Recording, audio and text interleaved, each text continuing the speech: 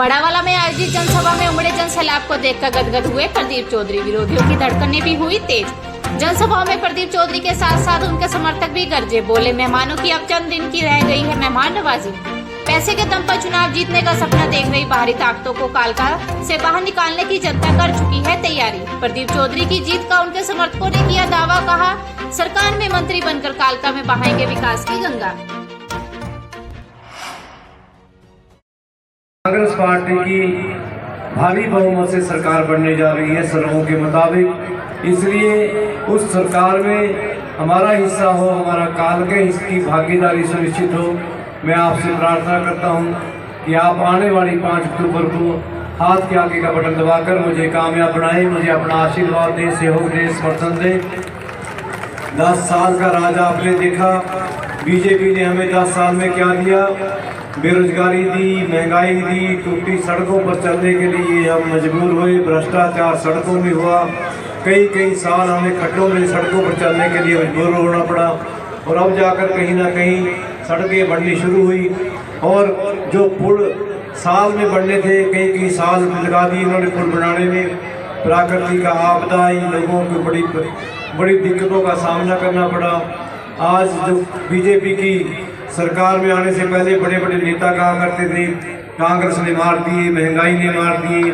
आज उस समय जब सिलेंडर 430 का होता था, पेट्रोल डीजल के 50-30 रुपये हुए करते थे लीटर के, और सोना जो था वो 30,000 रुपये हुआ करता था।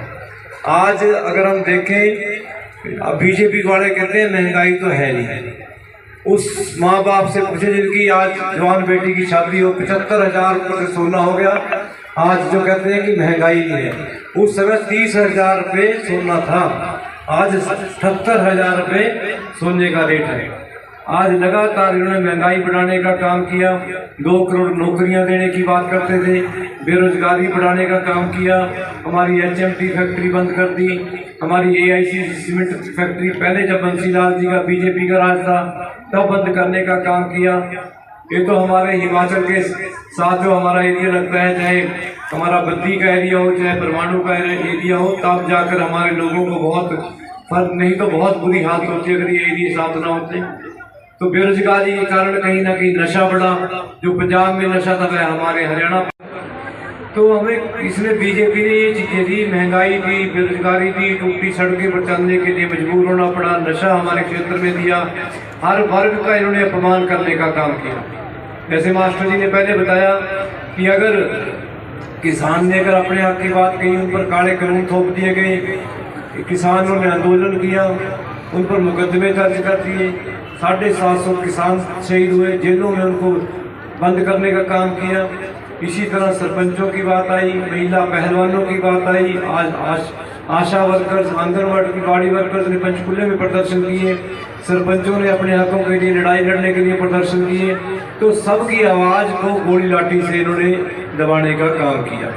तो इसलिए आज आप याद करें 2014 की बात, ऐसी जो आज चुनाव लड़ने के लिए बाहरी ताकतें धन शक्ति के बलबूते पर जो यहाँ आई हैं, तो ऐसी धन शक्ति जो आज कहते हैं कि ये तो राजा रंग की लड़ाई है, तो मैं आपके बलबूते ये तो कह सकता हूँ कि ठीक है, उनके पास बहुत धन है, धन शक्ति उनके पास बहुत है, लेकिन मैं अपने आप को रंग नहीं मानता, क्योंकि मेरे पर जो आपका आशीर्वाद है, जनता का, मतदाताओं का जो प्यार स्नेह आशीर्वाद है, तो यह आशीर्वाद उस धन शक्ति को कहीं ना कहीं उनका अहंकार तोड़ने का काम करेगा।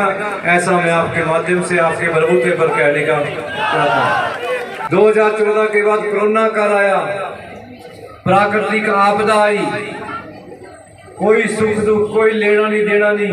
मैं 31 साल से राजनीति में हूँ, चुनाव हारे, चुनाव जीते, लेकिन हम काल के लोगों की आवाज़, लोगों की लड़ाई लड़ने का, विधानसभा में हो, चाहे धरती पर रोड सड़कों पर हो, हमने हमेशा लोगों की लड़ाई लड़ने का काम किया। पैसे के बलबूते पर यहाँ चुनाव लड़ने आए हैं।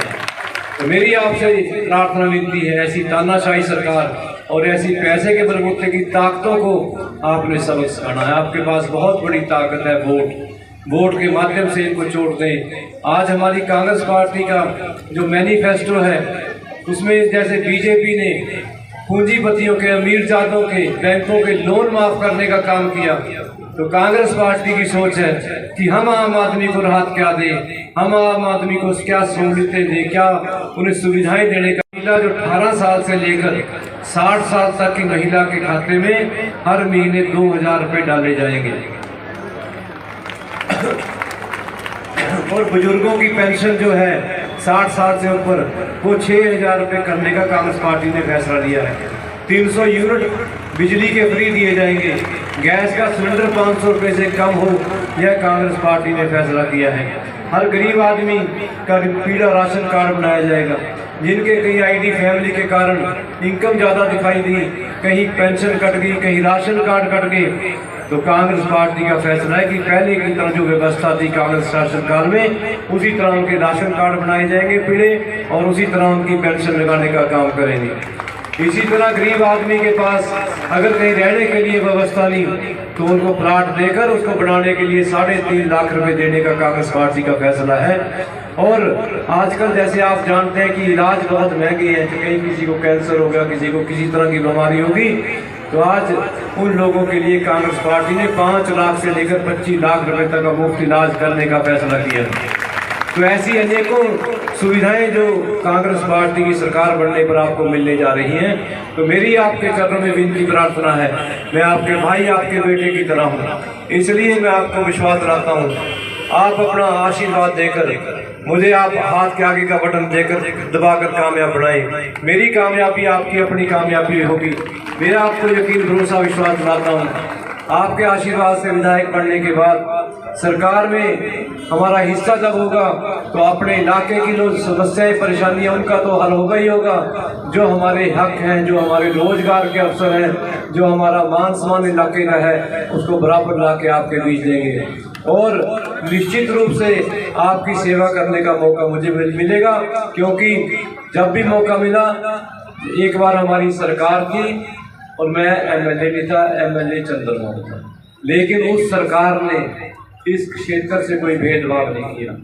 एक एक गांव पर खोड़ मोहल्ला, खोड़ फतेह सिंह फूल लगे। आपके नानकपुर में हॉस्पिटल खुला, उपड़ोई माजरे के फूल लगे, रैतर में चले जाओ, दून में चले जाओ, रैपरानी साइड चले जाओ, बहुत पुलों की व्यवस्था उस टाइम हुई, सड़कें बहुत निकली, रोजगार के अवसर बहुत मिले।